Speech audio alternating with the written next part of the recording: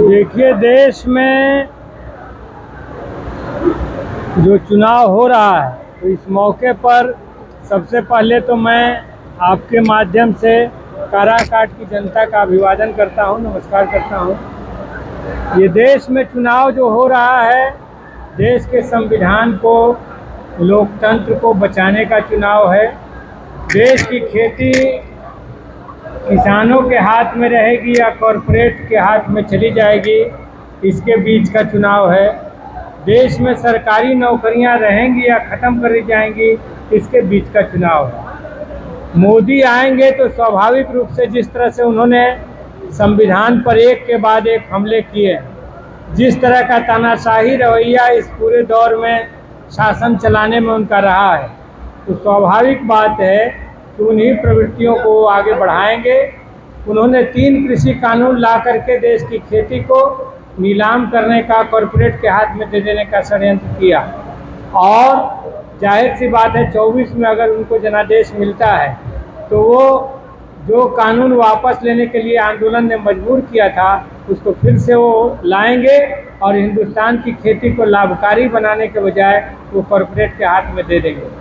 और यही प्रधानमंत्री है जो खुलेआम कहते हैं कि देश के नौजवान पकौड़ा बेच के रोजगार करें या टेम्पू चला के रोजगार करें।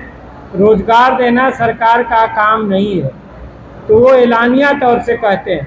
तो उनकी नीति साफ है कि वो अगली पीढ़ी की, युवा पीढ़ी की जवाबदेही नहीं लेना चाहते, और इसीलिए इंडिया गठबंधन ने उनके बरखिलाफ साफ साफ ऐलान किया है कि हम संविधान को ख़त्म नहीं होने देंगे, जिसका ड्राफ्ट बाबा साहब डॉक्टर भीमराव अंबेडकर ने बनाया था। हम देश में लोकतंत्र को जिंदा रखेंगे। हिंदुस्तान की खेती किसानों के हाथ में होगी, और हमने अपने घोषणा पत्रों में जाहिर किया है कि हम सरकारी खरीद हो, कानूनी गारंटी मिले, फसल खरीद की न्यूनतम समर्थन मूल्य पर इसकी गारंटी करेंगे। इंडिया गठबंधन की सरकार गारंटी करेगी। साथ ही साथ हमने यह भी कहा है कि सरकार हमारी बनेगी तो 15 अगस्त से ही जो 30 लाख खाली पद हैं उन पर भर्ती की प्रक्रिया शुरू की जाएगी। इतना ही नहीं, हिंदुस्तान में 1 करोड़ नौजवानों को रोजगार दिया जाएगा। तो ये आरजेडी ने भी अपने घोषणा पत्र में जारी किया है, कांग्रेस ने भी कहा है, इंडिया गठबंधन के सभी दलों ने ये कहा है। तो हम आपसे कहना चाहते हैं कि ये बहुत महत्वपूर्ण चुनाव है। ये नौजवानों के भविष्य का चुनाव है, किसानों के भविष्य का चुनाव है, और इसीलिए काराकाट की जनता ने साफ तौर से मन बना लिया है कि वो एनडीए को शिकस्त देगी और उसकी कोई चालबाजी को वो सफल नहीं होने देगी। चाहे कोई निर्दलीय आए या जैसे भी इस खेल को बिखेरने की कोशिश करे, वो सफल नहीं होंगे। इंडिया गठबंधन यहाँ भारी मतों से बहुत आगे चल रहा है और वो आगे रहेगा। काराकाट में स्थानीय एजेंडे क्या होंगे? हमारे यहाँ पर जो स्थानीय महत्वपूर्ण मांगे हैं, उसमें सबसे बड़ा सवाल सोन नहरों का सवाल है। इंद्रपुरी जलाशय का शीघ्र निर्माण हो, जिसका आंदोलन कवि राम अवधेश बाबू ने, समाजवादी नेता ने छेड़ा था, तो वो आज तक नहीं बना। ये काराकाट का इलाका सोन नहरों का पहला पानी लेने वाला इलाका है, धान का कटोरा है। अब पानी का अभाव हो रहा है। आज के सर्वे के आधार पर सोन नहरों का आधुनिकीकरण हो, निचले इलाके तक पानी पहुंचाया जाए।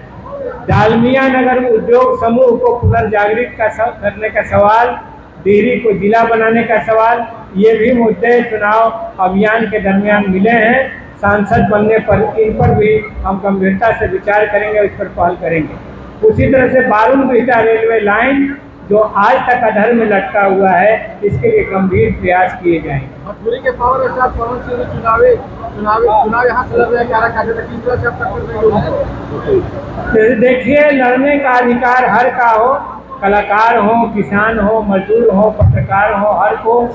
इसी डेमोक्रेसी को जिंदा रखने की लड़ाई तो हम लड़ रहे हैं।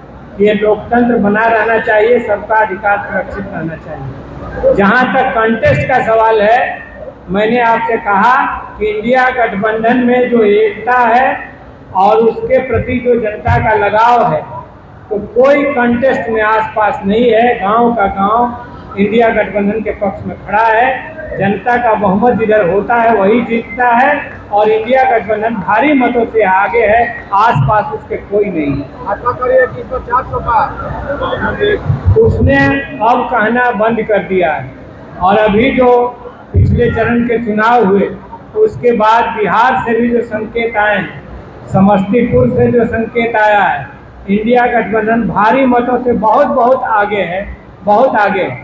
इसलिए ये नारा तो बीजेपी भी भूल गई। अब वो नहीं नारा लगा रहे हैं कि 400 पार। अब तो लग रहा है कि उनका बंटाधार होने वाला है, 400 पार नहीं।